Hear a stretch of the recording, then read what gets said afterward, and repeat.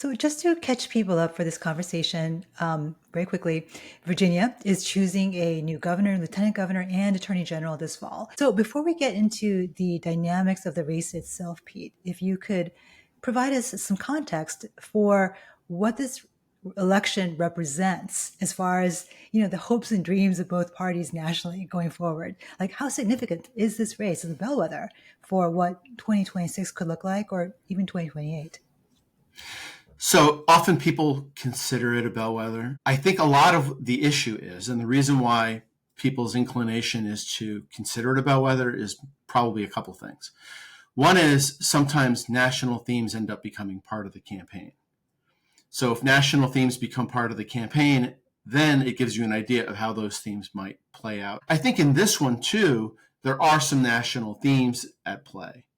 And the reason I say that sometimes these elections aren't really about national themes. Sometimes the Virginia elections are just about Virginia things that are taking place in Virginia.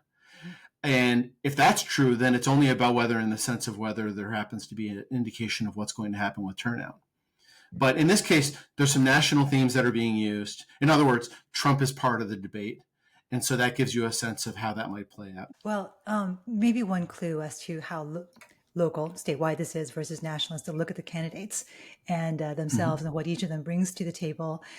Spanberger, she's a former intelligence officer. She was the first Democrat in 50 years to win Virginia's 7th district, which was the seat, I think, that was formerly held by Eric Cantor. And if I remember right, she unseated David Bratt in that seat, if I remember right. And then on the other side, also history making, Winsome Earl Sears is Virginia's first Black lieutenant governor.